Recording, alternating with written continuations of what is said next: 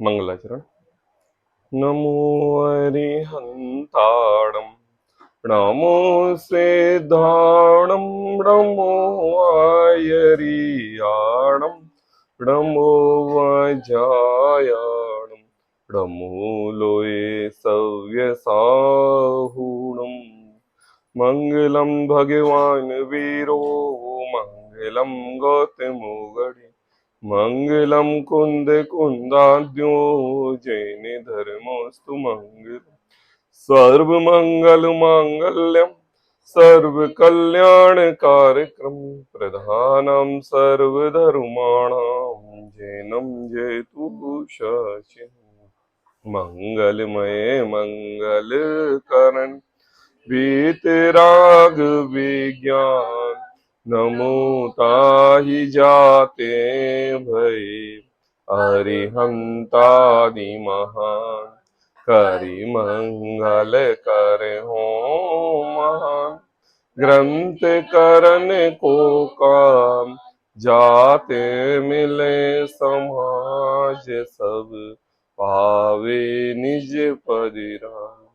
इस भव तरु का मूल एक जानहु मिथ्या भाव ताको कर निर्मूल अब करिए मोक्ष उपाव। आचार्य कल पंडित टोडरमल जी की है अनुपम रचना मोक्ष मार्ग प्रकाशक ग्रंथ 7वां अधिकार पृष्ठ क्रमांक 230। ग्रंथ ले लो। जैन मिथ्या दृष्टियों के विवेचन में पंडित टोडरमल जी यहाँ पर व्यवहाराभासी मिथ्या दृष्टि की चर्चा कर रहे हैं। व्यवहाराभासी में धर्म बुद्धि से धर्म धारक व्यवहाराभासी मतलब कैसे? मान तो रहा है निश्चय, मान तो रहा है मोक्ष मार्ग, मान तो रहा है सम्यक दर्शन और मान तो रहा है कि भव्य की पर्याय में सबसे भव्य मैं ही हूं। लेकिन टोडरमल जी ये कह रहे हैं कि वह वहां पर भी व्यवहार को ग्रहण कर रहा है, मिथ्यात्व को ग्रहण कर रहा है। उसी बात को आगे बढ़ाते हुए टोडरमल जी ने सर्वप्रथम सम्यक दर्शन का स्वरूप बता रहे हैं कि अन्यथा स्वरूप हमारे लिए चर्चा कर रहे हैं। उसके बाद जीवादि 7 तत्वों का निरूपण देव भक्ति, गुरु भक्ति और शास्त्र भक्ति का अन्यथा स्वरूप बताया। फिर 7 तत्वों का अन्यथा स्वरूप बताया। 7 तत्वों में जीव, अजीव, आश्रव, बंध, संवर, इतनी चर्चा अपनी हो चुकी है। निर्जरा की भी कल चर्चा हुई थी। जीवादि 7 तत्वों का अन्यथा स्वरूप नहीं बता रहे हैं, उनके समझने में हमारी क्या अन्यथा है उसको वो बता रहे हैं। कल हमने पढ़ा था निर्जरा तत्व के अन्यथा स्वरूप में बाह्य तप तो सदुपयोग बढ़ाने के लिए करते हैं। क्या कहा? तप सा निर्जरा कहते ना, तप करने से अवमोदर्य वृत्ति परिसंख्यान रस परित्याग, तप करने से निर्जरा होती है। बोले किसकी निर्जरा होती है? बोले कर्मों की निर्जरा होती है। अच्छा, व्रत करने से कर्मों की निर्जरा होती है, उपवास करने से कर्मों की निर्जरा होती है, भोजन ना करने से कर्मों की निर्जरा होती है, एक बार आहार लेने से कर्मों की निर्जरा होती है। अच्छा, 10-10 दिन के उपवास करने से कर्मों की निर्जरा होती है। तो टोडरमल जी ने एक जवाब दिया कि अगर ऐसे ही कर्मों की निर्जरा हो तो त्रियंचादि पशु भी तो भूखे रहते हैं, वो भी तो कुछ भी नहीं खाते। इतना बड़ा पेट रहता है, दिन दिन 2-2 4-4 दिन कुछ खाने नहीं मिलता, और मिल भी जाता है तो थोड़ा बहुत मिल जाता है तो एक आसन क्या कहा, ऊन उदर हो गया। तो बोले सबसे ज्यादा निर्जरा तो उनकी होनी चाहिए, और वो 6 महीने 608 समय में 608 जीव मोक्ष जाते हैं, तो सर्वप्रथम उन्हीं का नंबर आना चाहिए और हमारा तो कोसों दूर हो जाए। आई बात समझ में? तो कहा भैया जो बाह्य तप तो होते हैं वो शुद्ध उपयोग बढ़ाने के लिए करते हैं। बोले कौन? मुनिराज जो होते हैं, श्रावक जो होते हैं, अंतरंग भगवान आत्मा का जो चिंतन करते हैं, उस चिंतन के प्रति बाह्य तप जो करते हैं। आई बात? बाह्य तप, बाह्य तप मतलब शरीराश्रित क्रिया। शरीराश्रित क्रिया 12 प्रकार के तप होते हैं, 6 बहिरंग और 6 अंतरंग। 6 बहिरंग तप ऐसे होते हैं जो हमें आंखों से दिखाई देते हैं, और 6 अंतरंग तप ऐसे होते हैं जो आंखों से नहीं दिखाई देते, जो अंतरंग में चलते हैं। आई बात? तो यहां पर बाह्य तप की चर्चा चल रही है। बाह्य तप में कौन सा हो गया? अनशन, अवमोदर, वृत्ति परिसंख्यान, रस परित्याग, काय क्लेश और विविक्त संयासन। आई बात? उत्तम तप के दिन इनकी चर्चा होती है विस्तृत रूप से। 6 बहिरंग तप। तो बाह्य तप तो सदुपयोग बढ़ाने के लिए करते हैं। मतलब बहिरंग तप हम तपते हैं कि अंतरंग अंतरंग तपों के प्रति हमारा श्रद्धान गाढ़ा हो। आई बात, हमारे लिए समय मिले, हमें स्वाध्याय करने के लिए समय मिले, हमें विनय करने के लिए समय मिले। आई बात, तो कहते हैं शुद्धोपयोग निर्जरा का कारण है। सीधी सी बात, शुद्धोपयोग निर्जरा का कारण, बाह्य तप निर्जरा का कारण नहीं। क्यों? क्योंकि यदि उपचार से, क्या कहा, उपचार से तप को निर्जरा का कारण कहा है, क्योंकि बाह्य दुख सहना तो निर्जरा का कारण हो, तो त्रियंच आदि भी भूख तिरसादी सहते हैं। इसलिए स्टेज 3 है। बोले क्या? बोले बाह्य तप फर्स्ट स्टेज, सेकंड तप बाह्य तप से शुद्धोपयोग की परिणति, और अंतरंग में शुद्धोपयोग नित्य प्रति समय लीन रहना, तो वो शुद्धोपयोग में निमित्त होता है क्या करने में? निर्जरा करने में। आई बात, लेकिन शुद्धोपयोग दिखाई देता नहीं है। क्या दिखाई देता है? बाह्य तप दिखाई देता है। तो हम उपचार से उन बाह्य तपों को निर्जरा का कारण कह देते हैं। आई बात समझ? फिर उसके बाद टोडरमल जी ने कहा, परिणाम दुष्ट होने पर उपवास आदि से निर्जरा कैसे संभव है? आई बात, कहते हैं कि धर्म बुद्धि से हमने उपवास आदि किए थे। जब उसने कहा था ना कि भैया त्रियंच आदि तो भूखे रहते हैं, तो उसने प्रश्न उठाया कि भैया त्रियंच आदि इनको भूखा रहना पड़ता है जबरदस्ती, इनको भोजन नहीं मिलता है, और इनकी जबरदस्ती इनके अंतरंग में बहुत ज्वाला, जठराग्नि की ज्वाला जलती रहती है और मिलता नहीं है, तो इनको जबरदस्ती में परवश में भूखे रहना पड़ता है। और जब हम उपवास करते हैं ना, व्रत संयम धारण करते हैं, तब हमारी धर्म बुद्धि रहती है। सब कुछ भोजन रहता है घर पर, सब कुछ रहता है, लेकिन हम धर्म बुद्धि के कारण उसका त्याग करते हैं। तो टोडरमल जी ने ये बताओ कि चलो त्रियंचादिक पशु तो दर्द होता रहता है, भोजन मिलता नहीं है, सही बात है ना, और मिल भी जाए तो थोड़ा बहुत मिलता है, लड़ झगड़ के खाना पड़ता है, तो अंतरंग में इच्छा बहुत तीव्र है, ठीक है ना, और मिल नहीं रहा है। अब दूसरी बात, तुम्हारे सामने भोजन रखा हुआ है, आई बात, अब तुमने भोजन ना ग्रहण करने का नियम ले लिया, अब भोजन है, अब तुमने नियम स्टार्ट किया, 2 घंटे 4 घंटे दिन भर 3 घंटे 5 घंटे हो जाने के बाद अब तुम्हें भूख लगी। क्या लगी? भूख लगी। तो मैं ये कह रहा हूं कि वही एहसास, वही दर्द, वही उपयोग जैसा एक त्रियंच भूखे रहने पर हो रहा है, ऐसा ही का ऐसा फील आप भी कर रहे हो क्या? बताओ, जब भूख लगी पेट में, आई बात, तो क्या दिमाग काम करना बंद कर दिया, हाथ पैर फूलने लगे, भोजन के स्वप्न आने लगे, भोजन ही भोजन दिखने लगा, भोजन का स्मरण करके मुंह में जिह्वा गीली होने लगी, और कुछ है कुछ है कुछ है कुछ है, यही बात होने लगी। तो क्या है, मैं आपसे ये पूछ रहा हूं कि अंतरंग में उपयोग जैसा त्रियंचों के भूख के प्रति हो रहा था, वैसे ही तुम्हारा इधर भी हो रहा है। बोले हो रहा है, तो बोले क्यों क्यों क्यों क्यों? बोले वो तो है, वो तो भूख लगी है तो होगा, लेकिन हम यहां पर निर्जरा कर रहे हैं। बोले क्यों? क्योंकि हम धर्म बुद्धि से कर रहे हैं। टोडरमल जी कह रहे हैं कि भैया फल तो परिणामों का लगता है। क्या कहा? फल तो परिणामों का लगता है। तुमने धर्म बुद्धि का नाम लेके तकलीफ दुख तुम जबरदस्ती सह रहे हो, उसको हम निर्जरा नहीं मानेंगे। इनकी तो बात ही छोड़ दो, है ना, तुम्हारी भी निर्जरा नहीं है। तो कहा परिणाम दुष्ट होने पर उपवास आदि से निर्जरा कैसे संभव है? आई बात। फिर टोडरमल जी ने कहा उपवास आदि तप निर्जरा का कारण क्यों कहा है? कहा ना तप सा निर्जरा, आचार्य उमा स्वामी ने। तो उसका जवाब देते हुए टोडरमल जी ने कहा तो परिणाम 3 प्रकार के होते हैं, अशुभ, शुभ और शुद्ध, ठीक है ना, अशुभ, शुभ और शुद्ध। अशुभ से शुभ में आए और शुभ से शुद्ध में आए। तो कहते हैं जो तपस्या निर्जरा कहा है, वही ग्रंथ में इच्छा निरोधस तपा भी कहा है। आई बात। तो पहले तो इच्छाओं का निरोध करना, आई बात, इच्छाओं को खत्म करना। अब जब इच्छाओं की खत्म की और जो क्रिया चली, तो उसको हमने बाह्य तप कहा। क्या कहा? इच्छा का अनुरोध किया। अब जब आपने अनशन का, अवमोदर, रस परित्याग, सब प्रकार की इच्छाओं का निरोध कर दिया है, तो सर्व प्रकार का भोजन सामने होते हुए भी भोजन करने की इच्छा नहीं होती। और जब भोजन करने की इच्छा नहीं हुई, तो हमने उनको तप का नाम दिया, और फिर हमने ये कहा कि भैया इन तपों से निर्जरा होती है। वास्तविकता तो क्या है? इच्छा निरोधस तपा। अब यहां पर 230 नंबर पेज पर सबसे नीचे वाली 2 लाइनें हैं, वहां से अपना विषय प्रारंभ करना है। यहां वह कहता है कि आहार आदिक अशुभ की जो इच्छा दूर होने पर तप होता है। आई बात समझ में? आहार आदिक की अशुभ, क्या कहा कि देखो भाई ये भोजन ग्रहण नहीं करना, ये कौन सी हो गई? अशुभ परिणति हो गई। आई बात समझ में? इसकी इच्छा दूर होने पर तप होता है। आई बात? परंतु याद रखना, परंतु उपवास आदिक व प्रायश्चित आदि शुभ कार्य तो इच्छा तो रहती ही है। आई बात? इसमें दो तप आ गए, कौन कौन से? उपवास आदिक में आ गए बाह्य तप, और प्रायश्चित आदि में आ गए अंतरंग। प्रायश्चित विनय वैयव्रत, प्रायश्चित विनय वैयव्रत स्वाध्याय और ध्यान। सही है? स्वाध्याय, प्रायश्चित, विनय, वैयव्रत, वैयव्रत, स्वाध्याय और ध्यान। एक और कौन सा रहेगा? नहीं नहीं, तप नहीं, व्युपसर्ग। कौन सा? व्युपसर्ग, है ना? तो ये हो गए अंतरंग तप। तो बोले प्रायश्चित शुभ कार्य हैं, इनकी तो इच्छा रहती है। आई बात समझ में?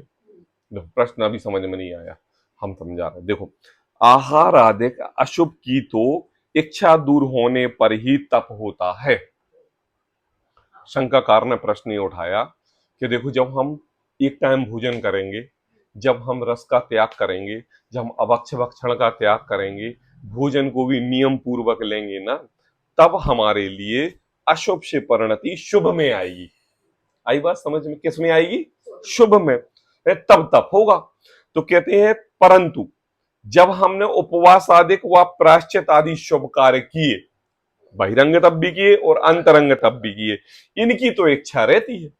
जब तक इनकी इच्छा नहीं रहेगी तो बताओ, अनशन क्यों करोगे, ऊमोदर क्यों करोगे, वृत्ति परिसंख्यान क्यों करोगे, रस परित्याग क्यों करोगे? आई बात समझ में? तो बोले हमारी एक इच्छा थी।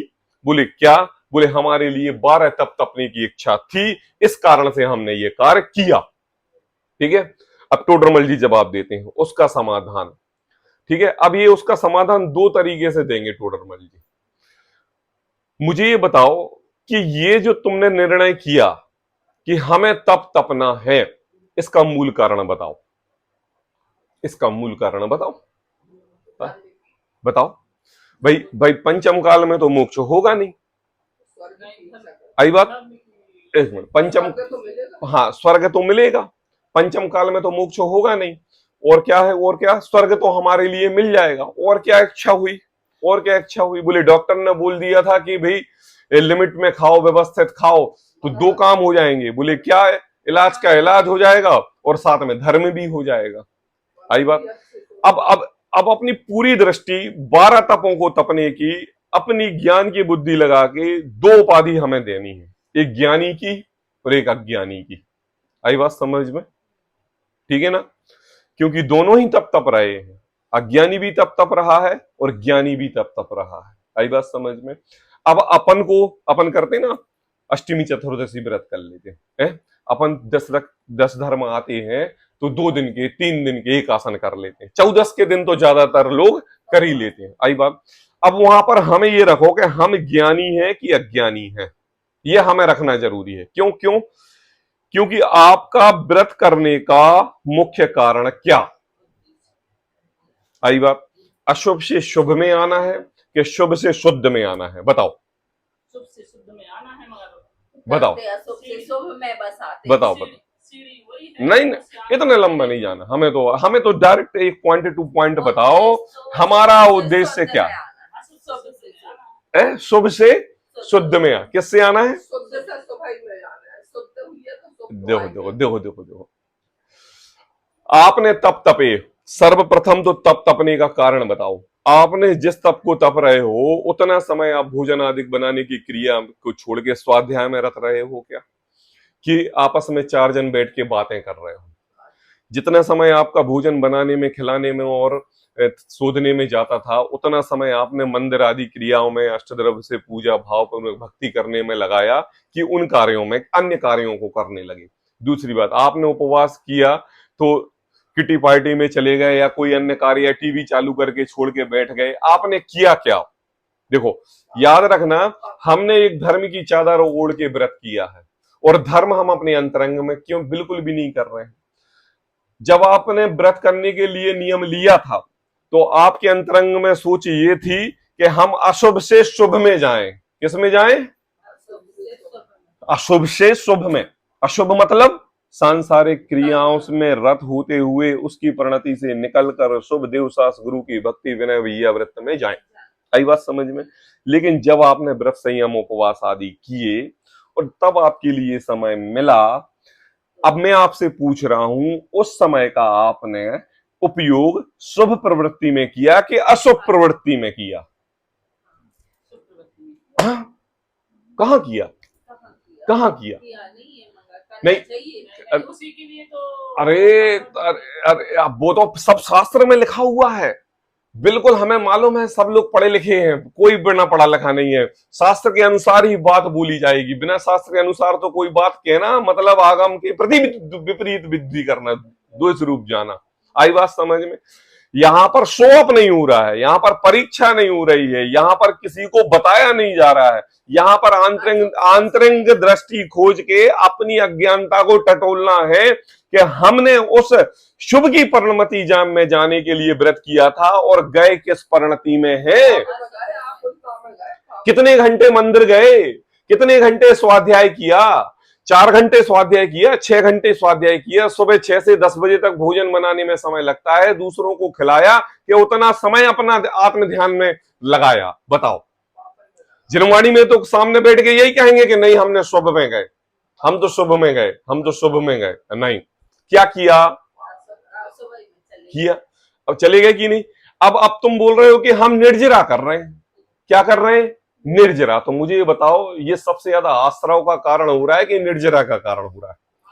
आपका जो उपयोग खाना बनाने में लग रहा था, दूसरों को खिलाने में लग रहा था, खिलाने के कारण सबने व्यवस्थित भोजन कर लिया, इसमें लगा, फिर आप समय निकाला, फिर आप मंदिर गए, अष्टद्रव्य से पूजा की और बिल्कुल शांति पूर्वक आ गए। एक बात। दूसरी बात, अब आपने उपवास किया, भोजन आपको बनाना पड़ा है, भोजन बनाते हुए बहुत खुशबू आई और खाना नहीं है, हमें खाना नहीं है, हमारा तो उपवास है, हमारा तो उपवास है, और 2 घंटे 2.5 घंटे खड़े खड़े पैर खड़खड़ाने लगे। अब मंदिर जाने का उपयोग था, जैसे तैसे मंदिर गए, 5 मिनट में होके आ गए और 11 बजे सोए, तो सबको तो पता है उपवास है, और सीधे 4 बजे सो के उठे। वह अब मैं आपसे पूछ रहा हूं, आपने उस समय कर्मों की निर्जरा की कि कर्मों का आश्रव किया? तो हम इस आश्रव की दृष्टि से आपको ज्ञानी कहें कि अज्ञानी कहें? और अपने आप को क्या समझ रहे हैं हम? ज्ञानी। मंदिर को भी काम करे, हाँ, सब पाप। अब देखो, अब टोडरमल जी जवाब दे रहे हैं। देखो, ज्ञानियों को किसकी दृष्टि से? ज्ञानियों को, है ना? अज्ञानी की दृष्टि तो बता दी। हम सभी अज्ञानी है कि ज्ञानी है? जिनवाणी पढ़ने वाले व्यक्ति ज्ञानी कहलाते हैं कि अज्ञानी? अरे भाई बोलिए। हाँ, जिनवाणी पढ़ने वाले व्यक्ति ज्ञानी कहलाते हैं, ज्ञानी ज्ञानी कहलाते हैं। और फिर अज्ञानी कैसे हो गए? बोली जिनवाणी पढ़ के, उस ज्ञान को पढ़ के ज्ञान ग्रहण ना करे। क्या कहा? ज्ञान। देखो, शंका का समाधान करने के पूर्व कल की बात मैं फिर से दोहराता हूं, है ना? 2 नए लोग कैंडिडेट यहां पर हैं। ध्यानपूर्वक 3 लोग ध्यानपूर्वक सुनेंगे तो चित्त लगेगा, नहीं सुनेंगे तो चित्त नहीं लगेगा, है ना? देखो, प्रत्येक जीव को सम्यक दर्शन प्राप्त करने में 5 लब्धियां काम करती हैं। कौन सी लब्धि काम करती हैं? 5 लब्धि। अब जरूरी नहीं है कि प्रत्येक जीव को 5 लब्धियों के नाम याद हो। आई बात? क्योंकि त्रियंच जीव भी सम्यक दर्शन प्राप्त कर लेता है। भगवान महावीर के जीव ने भी सम्यक दर्शन प्राप्त किया था, लेकिन सभी का सम्यक दर्शन प्राप्त करने का एक नियम है, जिस नियम को हम 5 लब्धि बोलते हैं। आई बात समझ में? लेकिन जरूरी नहीं है कि हम उस लब्धियों के बारे में पढ़ें, सुने, व्याख्या करें, कथन करें, लेकिन जब आपकी परिणति उस अंतरंग रूप आएगी तो ये लब्धियां प्रकट हुए बिना रहेंगी नहीं। जिसमें प्रथम लब्धि का नाम है, लब्धि मतलब हमारे लिए कुछ मिला है, गॉड गिफ्ट। आई बात समझ में? पहले हमें क्या मिला है? God gift. आई बात? प्रथम लब्धि है क्षय उपशम लब्धि। कौन सी लब्धि? क्षय उपशम। सब जानते हैं क्षय उपशम क्या कहलाता है? अनुराग, क्या कहलाता है? किसका ज्ञान? किसका? क्षय उपशम मतलब किसका ज्ञान? हाँ, अपना है। ऐसा हमें ज्ञान है, हमें पैसे कमाने की कला है, ये स्त्री है, ये पुत्र है, ये मकान है, ये मम्मी है, ये जायदाद है, इसको हमारे लिए समझने की कला है। एक जानवर को 500 का नोट दो तो चबा के थूक देता है, और हम 500 का नोट गुड़या के रख लेते हैं। ये कला है। ये क्या है? छह उपसम है। आई बात समझ में? ये छह उपसम है ना। अब मुझे बताओ, सम्यक दर्शन प्राप्त करने में सबसे बड़ी उपयोगिता है छह उपसम ज्ञान की। किसकी?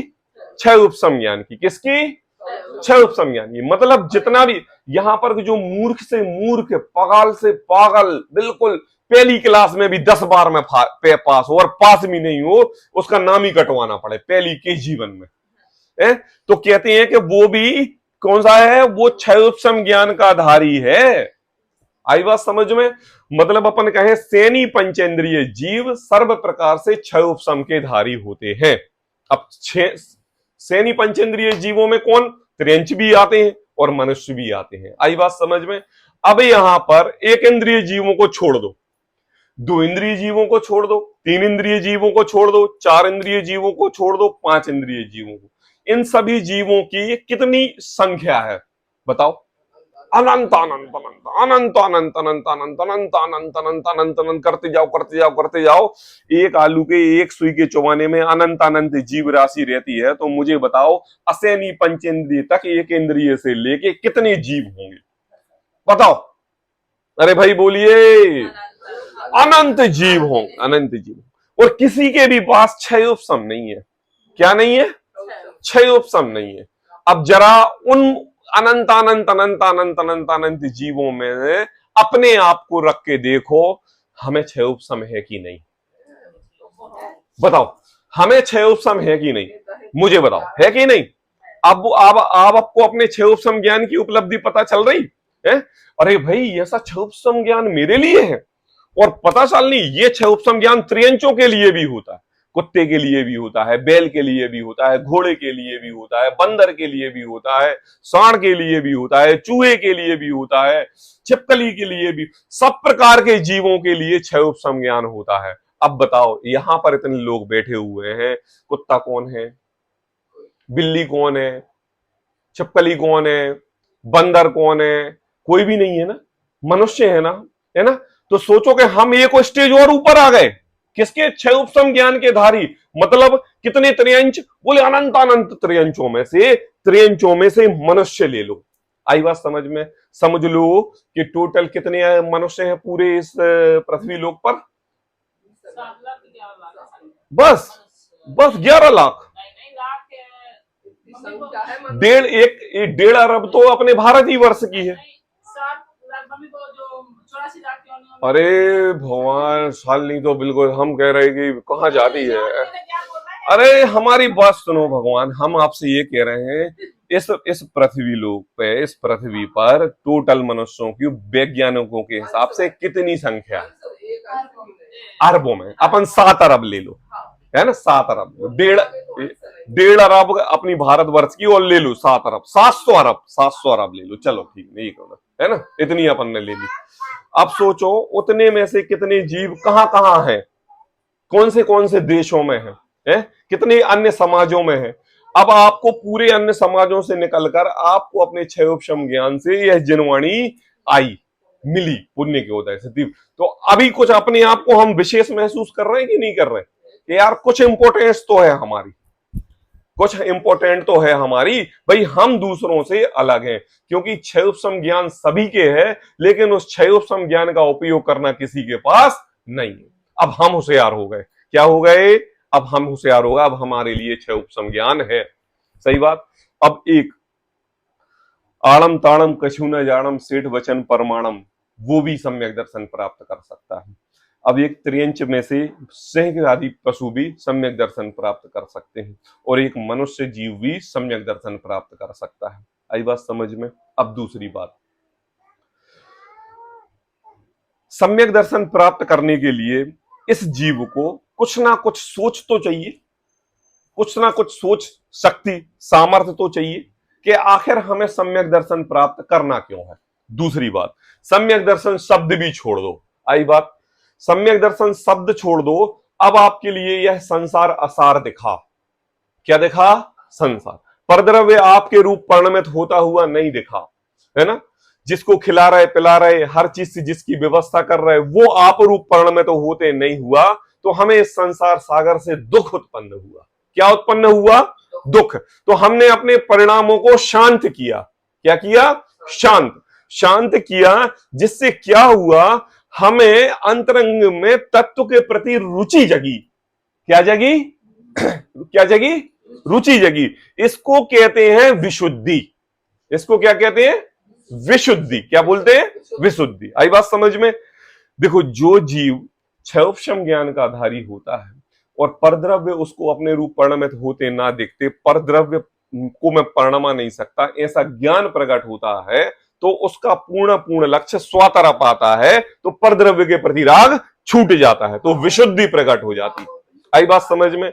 कैसे होती है विशुद्धि? क्या होती है विशुद्धि? बताते हैं। देखो, मां बीमार है तो बेटी समझा रही है, अरे मां, ये तो देह की क्रिया है। आई बात? ये तो प्राप्त पर्यायजन अवस्था के कारण आप मुंह के कारण दुखी हो।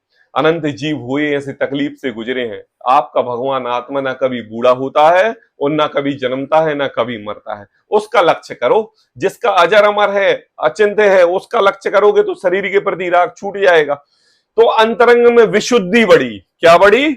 विशुद्धि। किसकी? बेटी की भी, मां की भी, परिवार की भी, सुनने की भी, सामर्थ्य की। आपने देखा फलाने यहाँ कोई विद्वान आए हैं, चलो भैया अपना काम जल्दी से निपटा लो, प्रवचन सुनने के लिए चलना है। क्यों? ट्रेन का समय है, दुकान जाना है, लड़के खड़े हुए, लेकिन अंतरंग में प्रवचन सुनने के परिणाम हो रहे हैं। क्यों? क्योंकि आपने उस क्षयोपशम ज्ञान का उपयोग करके अंतरंग में विशुद्धि जागृत की। पता अनुराग, विशुद्धि क्या होता है? पता क्या होता है? हम दुकान क्यों खोलते हैं? पैसे कमाने के लिए। तो जो नित्य प्रति समय क्षण क्षण में एक एक अनंत विभाग के एक एक समय में पैसे का जो लक्ष्य होता है, उस पैसे का लक्ष्य नित्य प्रति समय आपको दुकान रूप क्रियान्वित करता है। और जैसे इस जीव के विशुद्धि पूर्वक आत्मज्ञान करने का लक्ष्य होता है, उसकी परिणति चलने फिरने बोलने खाने पीने में कैसी रहती है? विशुद्धि पूर्वक रहती है। आई बात समझ में? अब मुझे ये तो पता चल गया कि आप लोग जिनवाणी के समक्ष बैठे हैं और अपना कीमती समय निकाल के जिनवाणी को पढ़ रहे हैं, टोडरमल जी का आदर कर रहे हैं। जब भी कोई शिविर लगता है वहां जाते हैं, पंच कल्याणक आदि होते हैं तो वहां जाते हैं। घूमने फिरने का हमारा कोई विचार नहीं रहता, केवल तत्व आराधना ही हमारी विचार रहती है। हम अपने बच्चों को संस्कार देने के लिए जैन कॉलेजों में, जैन स्कूलों में पहुंचा रहे हैं, और जब समय मिलता है हम घर में बैठ के तत्व चर्चा कर रहे हैं कि नहीं? ये सब किससे मिला? विशुद्धि से मिला। और विशुद्धि को सहयोग मम्मी ने दिया, पिताजी ने दिया, गुरुओं ने दिया, सर्व प्रकार से हमें सुनने के लिए प्रेरणा दी। आई बात?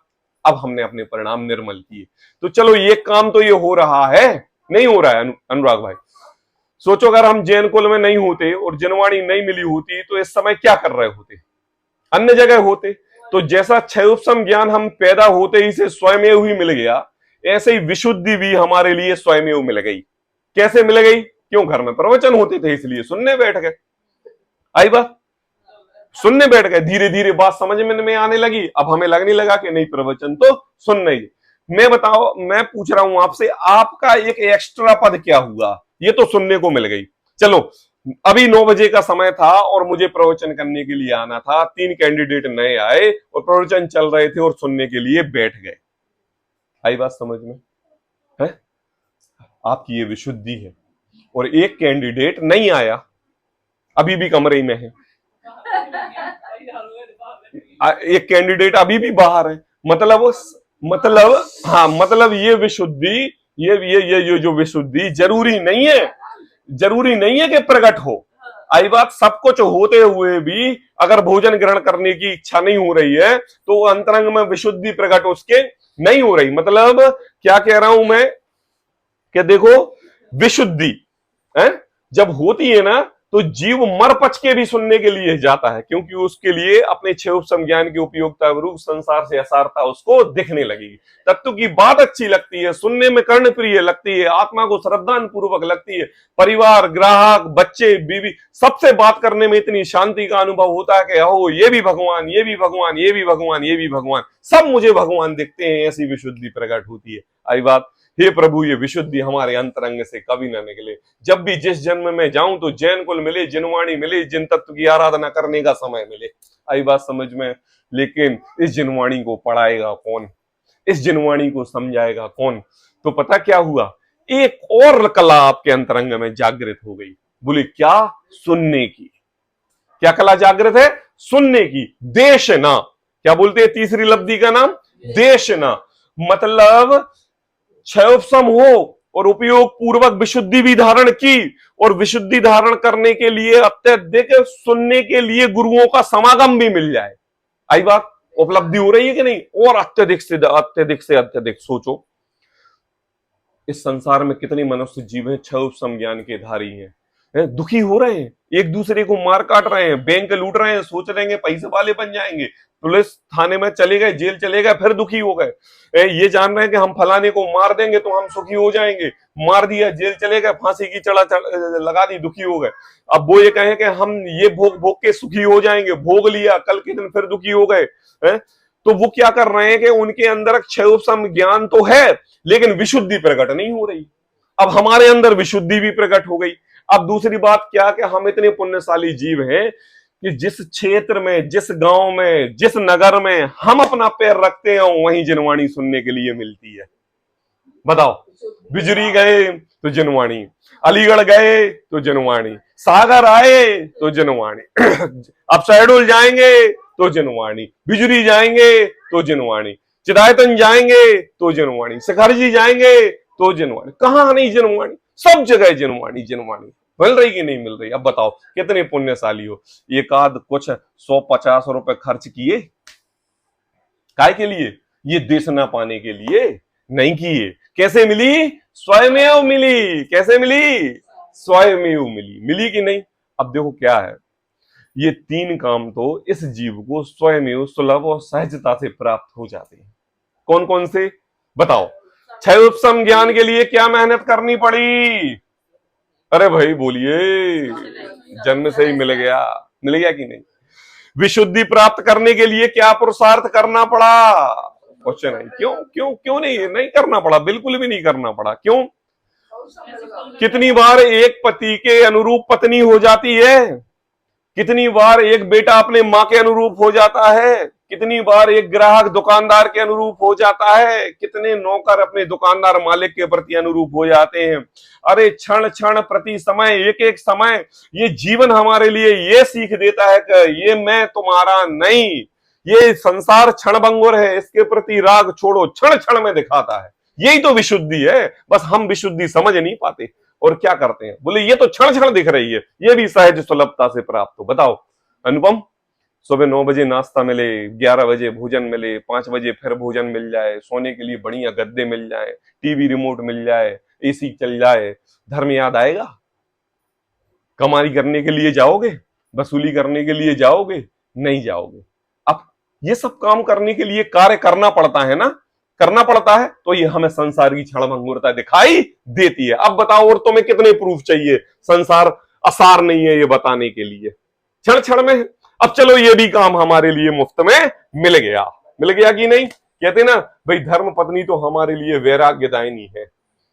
क्या ना वैराग्यदायिनी है। तो कहते हैं अब दूसरी बात मिल गई, अब देशना भी सुनने के लिए मिल गई। तो 3 लब्धि, देशना मतलब प्रवचन, व्याख्या, स्वाध्याय।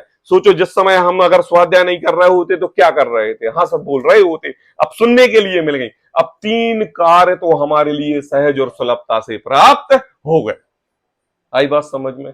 पता, तब भी यह जीव सम्यक दर्शन प्राप्त नहीं कर पाता, और बिना इन 5 लब्धियों के सम्यक दर्शन प्राप्त हो नहीं सकता। और अब सोच लो कि हम सम्यक दर्शन प्राप्त करने में 3 स्टेज प्राप्त कर चुके। कौन कौन सी? क्षयोपशम, याद भी हो जाना चाहिए, बोलो भैया, क्षयोपशम, विशुद्धि और देशना। अब आती है प्रायोग्य लब्धि। कौन सी लब्धि? प्रायोग्य लब्धि। क्या होता है?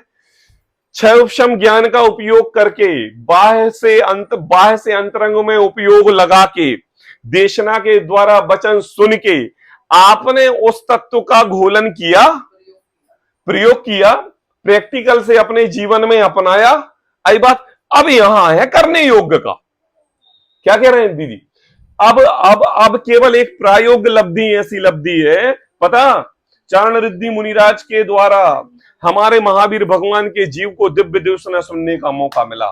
देशना लब्धि हो गई थी, क्या क्या विशुद्धि लब्धि थी, छह उपसम ज्ञान के धारी थे। अब अगर चरण रिद्धि मुनिराजों की बात सुन के, हाँ ठीक है सुना दिया, जाओ टाइम हो गया चले जाओ, तो मुझे बताओ आज 24वें तीर्थंकर भगवान महावीर होते?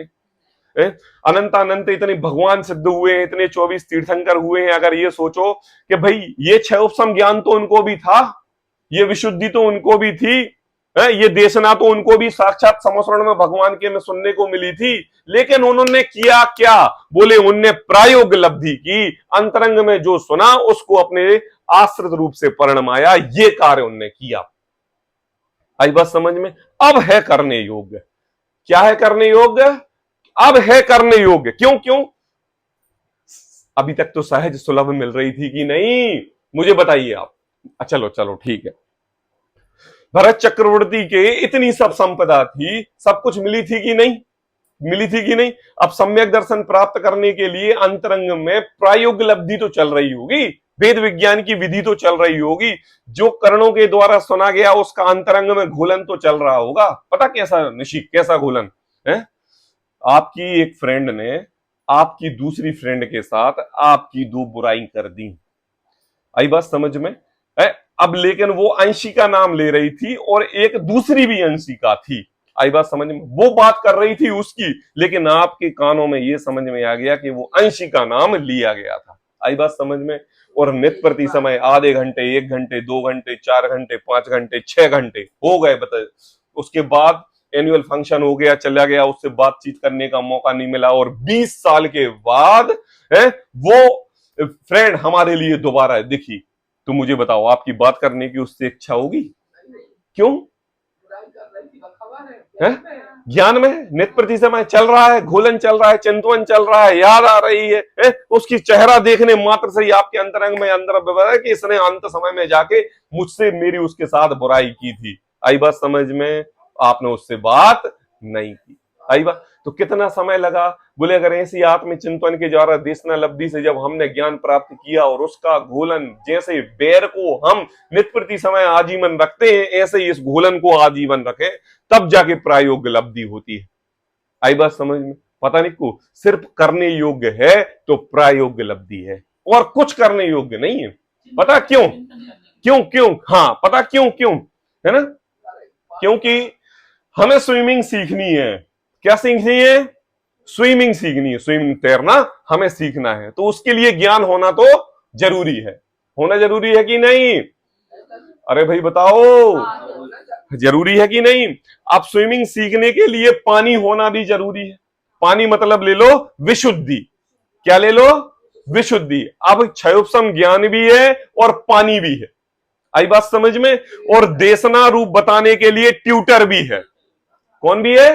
Tutor, coach. हाँ ऐसे ऐसे करो, ऐसे हाथ करो, ऐसे हाथ करो, ऐसे पैर चलाओ, ऐसे पैर चलाओ, ऐसे पैर चलाओ। बताओ सब कुछ किया कि नहीं? क्या क्या मिला? पानी सामने, छह उपसम ज्ञान दिमाग में, और बताने वाला ट्यूटर, आई बात समझ में? अब मुझे बताओ, प्रायोगिक लब्धि के लिए पानी में तो उतरना पड़ेगा। कोशिश भी करनी पड़ेगी। क्या क्या? पानी में तो उतरना पड़ेगा, पानी में हाथ पैर तो चलाने पड़ेंगे, डूबना पड़ेगा, फिर निकलना पड़ेगा, फिर डूबना पड़ेगा, फिर निकलना पड़ेगा, हाथ पैर चलाने पड़ेंगे। 1 दिन प्रैक्टिस, 2 दिन प्रैक्टिस, 3 दिन प्रैक्टिस, 4 दिन प्रैक्टिस, 8 दिन प्रैक्टिस, 10 दिन, 20 दिन, 15 दिन, 1 महीने, 2 महीने, 3 महीने practice practice practice practice practice practice practice practice हो रही कि नहीं? तो मुझे बताओ सबसे ज्यादा पुरुषार्थ सुनने में लगा था? नहीं। सबसे ज्यादा पुरुषार्थ पानी में लगा था? बोले नहीं। सबसे ज्यादा पुरुषार्थ क्षयोपम में लगा था? नहीं। सबसे ज्यादा पुरुषार्थ लगता है तो प्रायोगिक लब्धि में लगता है, क्योंकि वहां नित्य प्रति समय घोलन चलता है। और पता है एक दिन क्या हुआ? सालनी ऑटोमेटिक फ्लूट करते हुए ऊपर तैरने लगे। किसे? ऑटोमेटिक। अरे फिर हमें हाथ पैर चलाने की जरूरत नहीं रही, हम कूदे और ऊपर तैर रहे थे बिल्कुल। देखो देखो देखो देखो, मैं पैर भी नहीं चला रहा हूं, देखो देखो देखो देखो, अरे मैं तो ऊपर हूं। इसको बोलते हैं कर्ण लब्धि, इसको बोलते हैं सिद्ध दशा। अरे कर्ण लब्धि प्राप्त करने में, सिद्धत्व प्राप्त करने में पुरुषार्थ नहीं करना पड़ता, वो तो एक अभूतपूर्व उत्कृष्ट दशा है। दशा तो केवल हमें पुरुषार्थ करना पड़ता है प्रायोग्य लब्धि में। और अब हम जैन कुल के वासी, जिन धर्म के प्रेमी, अनुरागी, जिन तत्व को साधने वाले, ये तीन क्षयोपशम, विशुद्धि और क्या देशना, ये सहज सुलभता से प्राप्त हो गई है और कर्ण की चिंता करने की जरूरत नहीं है। पानी में रहोगे तो ऑटोमेटिक तैरना सीख जाओगे, बस एक कार्य कर लो, प्रायोग्य लब्धि रूप जो जिन वचन सुने हैं उसका घोलन चलता है। आई बात समझ में कुछ? अब करना क्या, अब करना क्या? अभी इनके भी बहुत भेद प्रभेद हैं, एक एक क्षण एक एक कैसे होता है, कैसे उत्कृष्ट दशा पे पैसे हैं, थार पे औपशमिक, क्षयोपशमिक, सब बहुत प्रकार के विशेष ज्ञान है। लेकिन हमने ये बताया कि देखो भैया, हमारे मुनिराज को भगवान बनने के लिए सिर्फ तुष्माश भिन्न ही बस बताना था। क्या बताना था? आड़म ताड़म कछु न जानम सिड बचन परमाणम, बस बताना था। इतना तो बस कर लिया। क्या हुआ? क्षयोपशम था, विशुद्धि थी, देशना सुनने को मिल गई, बस क्या किया? प्रायोगिक किया, प्रैक्टिस की, चिंतन किया, घोलन किया, अपने आप भगवान बन गए। दशा ऐसी प्रकट हुई, कब ये शरीर हमसे पृथक हो गया। कैसे? अंतरंग रूप से, शारीरिक रूप से नहीं, परमानेंट रहेगा। इस देह को छोड़ोगे नई देह मिल जाएगी, उसको छोड़ोगे तीसरी देह मिल जाएगी, उसको छोड़ोगे चौथी देह मिल जाएगी। लेकिन अगर एक ज्ञान कला अंतरंग में जागृत हो गई तो जिस काल में, जिस वेश में, जिस देश में, जिस पर्याय में रहोगे, केवल भगवान आत्मा ही दिखेगा, देह के प्रति रुचि नहीं जाएगी। तो बताओ, ऐसी ज्ञान कला जागृत करना है कि नहीं? इसी को बोलेंगे प्रायोग्य लब्धि। तो ये तो विषय से थोड़ा सा विषयांतर हो गया, क्योंकि 3 लोग नहीं थे, तो हमने कहा चलो अब थोड़ा सा विषय बोर हो जाएगा। अब चलो पढ़ते हैं पैराग्राफ। आई बात? अब हम प्रायोग्य लब्धि का चिंतन करने वाले ज्ञानी पुरुष हैं। अब टोडरमल जी कह रहे हैं कि तुम जो उपवास आदि क्रिया कर रहे थे वो ज्ञानी बन के कर रहे थे कि अज्ञानी बन के कर रहे थे? तो कहते हैं हम तो ज्ञानी बन के कर रहे थे। तो टोडरमल जी कहते हैं तुम ज्ञानी हो? बोले हाँ। अब पढ़ो। बोले कैसे होते हैं ज्ञानी? ज्ञानी जनों को उपवास आदि की इच्छा नहीं है। क्या कह रहे हैं अनुराग भाई? अरे तुम ज्ञानी हो और तुम ये कह रहे हो कि अरे भैया आज कौन सा मंगल, आज तो उपवास है। आज बुध, अरे आज तो उपवास है। आज कौन सा, अरे तीसरा, अरे यार 2 छूट गए यार, अब तीसरा कर ले रहे, आज तो उपवास है। पता जो ज्ञानी होता है ना, क्षण क्षण नित्य प्रति समय उसका उपयोग अपने अध्यात्म स्वभाव में ऐसा लगता है कि भोजन होने पर भी भोजन की इच्छा नहीं होती। चलता है तो अंतरंग में भगवान आत्मा का चिंतन ऐसा होता है कि एक एक कदम ऐसे रखे जाते हैं कि किसी जीव की हिंसा ना हो। भगवान जिन मुद्रा के प्रति देखने की राग आता है तो उस मुद्रा को ऐसे देखता है कि अरे यहो, यही तो भव्यत्व रूप स्वरूप हमारा है। ऐसा होता है ज्ञानी। और तुम क्या कह रहे हो कि चलो आज उपवास कर ले, मम्मी 3 दिन हो गए, अब आज तो कर ही ले। अरे यार एक दिन में अब नहीं हो पा रहा, अब तो हम सीधे 14 के दिन करेंगे। और क्या कह रहे हो? हमें ज्ञानी की उपाधि दो। अरे जो ज्ञानी होता है उसको उपवास आदि की इच्छा नहीं होती। अब बताओ, देखो एक शुद्धोपयोग की इच्छा है। पता किसकी इच्छा है? किसकी इच्छा है? एक शुद्धोपयोग की इच्छा है। आई बात समझ में? कैसी शुद्धोपयोग की इच्छा है? शुभ रूप की तो इच्छा है ही नहीं, अशुभ रूप परिणति जाएगी नहीं। नित्य प्रति समय भगवान आत्मा का चिंतन होगा और कोई चिंतन उसके नहीं होगा। तो सोचो, एक शुद्धोपयोग की इच्छा है। अब देखो, यदि उपवास आदि करने से शुद्धोपयोग बढ़ता है, आई बात जो तुम कह रहे हो पहले कि हमने उपवास किया फिर हमने शुद्धोपयोग बढ़ाया, तो बोले उपवास आदि करने से शुद्धोपयोग बढ़ता है तो वे उपवास आदि करते हैं, तो करते हैं। आई बात समझ में? कैसे कैसे? जैसे आग जल रही है ना, तो थोड़ी सी और आग जलाने के लिए हम थोड़ा सा मिट्टी तेल डालते हैं। तो जैसे एक शुद्धोपयोग की अंतरंग में आग जल रही है, उस शुद्धोपयोग को और आग बढ़ाने के लिए उपवास आदि का काम करते हैं। कैसे? भाई भोजन नहीं बनाना पड़ेगा, शांत चित्त रहेंगे, अकेले बैठेंगे, स्वाध्याय में रत लगेगा, आत्म ध्यान में लीन रहेंगे, हमारे लिए समय मिलेगा। यदि उपवास आदि करने से शुद्धोपयोग बढ़ता है तो उपवास आदि करते हैं, तथा यदि उपवास आदि से शरीर या परिणामों की शिथिलता के कारण शुद्धोपयोग को शिथिल होता जाने तो वहां आहार आदि ग्रहण करते हैं। अब देखो दोनों बात क्या कहा। देखो, उपवास आदिक से, उपवास कर रहे हैं 1 दिन 2 दिन 4 दिन 3 दिन की, और शरीर की परिणामों की शिथिलता के कारण अब कैसी 3 दिन भोजन नहीं किया, पैर कपने लगे, जमांडल खड़ाने लगी, ये उपयोग है, ये जनवाणी के प्रति नहीं लग रहा, और नियम था उपवास में रहना है। तो देखो भैया, नियम से कोई काम नहीं किया जाता है। शरीर परद्रव्य है, आत्म तत्व स्वाद्रव्य है। शरीर अपने कार्य रूप परिणमता है, तुम अपने कार्य रूप परिणमते हो। शरीर अपने रूप कार्य रूप परिणमन करने के हिसाब से यह घबरा रहा है, ब्लड प्रेशर लो हो रहा है, दिमाग ज्ञान चित्त काम नहीं कर रहा है, तो क्या बोले इसको, ये शरीर हमारे शुद्ध उपयोग में बाधा पैदा ना करे, इसलिए आहार करते हैं। आई बात, देखो, शरीर या परिणामों की शिथिलता के कारण, किसके, शरीर की, और शरीर के कारण किसकी शिथिलता हुई, परिणामों की। शुद्धोपयोग शिथिल होता जाने, काम तो वही था, क्या, शुद्धोपयोग का, और वही शिथिल हो रहा है। अरे जिसके लिए उपवास किया था वही करना ही भूल गए, तो वो कोई काम रहा, बताओ अनुराग? पैसे कमाने के लिए गए और दुकान का रास्ता जाके भूल गए, ऐसा होता है क्या? ऐसा थोड़ा होता है। वसूली करने के लिए जा रहे हैं करेली साइड और चले गए खुरई के साइड, ऐसा होता है क्या? बोले नहीं, बोले शुद्धोपयोग की शिथिल होता जाने तो वहां आहार आदि ग्रहण करते हैं। आई बात समझ में? यदि उपवास आदि से ही सिद्धि हो तो, किससे, उपवास आदि से। अजितनाथ आदि 23 तीर्थंकर दीक्षा लेकर 2 उपवासी क्यों धारण करते हैं? मतलब 24 तीर्थंकरों में एक तीर्थंकर छोड़ के भगवान ऋषभदेव को 23वें तीर्थंकर मुनि दीक्षा धारण करके मात्र कितने उपवास करते हैं? 2, पहले दिन और दूसरे दिन, और तीसरे दिन आहार के लिए निकल जाते हैं।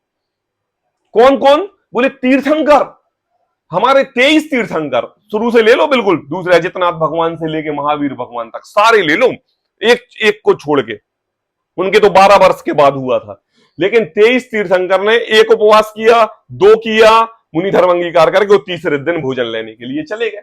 अब सोचो, अगर आहार आदि उपवास आदि क्रियाओं से ही भगवान और कर्मों की निर्जरा होती, तो फिर ये तो 23 तीर्थंकर कभी भगवान ही नहीं बन पाते। क्यों नहीं बन पाते? क्योंकि तो उनने तो आहार ले लिया ना। आई बात? तो कहते हैं कि देखो, यदि उपवास आदि से सिद्धि हो तो अजितनाथ आदि 23 तीर्थंकर दीक्षा लेकर 2 उपवास क्यों धारण करते हैं? उनकी तो शक्ति बहुत थी, वज्र वृषभ नारायण सन शरीर था उनका, वो तो चाहे तो 10 साल तक बिना आहार के ले सकते थे, 5 साल तक बिना आहार के ले सकते थे, लेकिन फिर भी लिया क्यों? उनकी तो शक्ति बहुत थी, परंतु जैसे परिणाम हुए, जैसा परिणाम हुआ, वैसे बाह्य साधन द्वारा, आई बात, बाह्य साधन में क्या किया? आहार आदि करने के लिए गए, और क्या किया? बोले बीतराग शुद्धोपयोग का अभ्यास किया। क्या किया? अरे उद्देश्य को नहीं भूले, अपने कार्य को नहीं भूले। अब उसके कार्य को करने में अगर शरीर आड़ा आ गया तो शरीर के प्रति द्वेष नहीं किया, अच्छा तुझे ही तो छुड़ाना है, मैं क्यों करूंगा आहार, अरे तू जल्दी खत्म हो, तेरे से पिंड छूटे तब मैं भगवान बनूंगा। अरे ना बाबा ना, अरे तेरे को विकल्प आया, तेरे परिणाम विशुद्ध हुए, मैं आत्म कल्याण करना चाहता हूं, और ये शरीर कह रहा है कि जठर अग्नि में भूख लगी है, तो चलो विधि पूर्वक आहार लेने के लिए चलते हैं। मुझे बताओ, ऐसे तीर्थंकर परमात्मा भी, अरहंत ऋषभदेव भगवान भी 6 महीने तक डेली आहार के लिए निकलते थे। कितने दिन तक? कितने तक?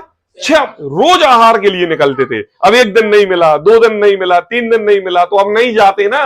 बोले नहीं, हमारा उद्देश्य आहार आदि को ग्रहण करना नहीं है, हमारा उद्देश्य तो बीतराग रूप शुद्धोपयोग का अभ्यास करना है, और उस अभ्यास में ये शरीर हमारा साथ नहीं दे रहा है, इसलिए जब विकल्प उठा है चलो, जब विकल्प उठा चलो, जब विकल्प उठा चलो।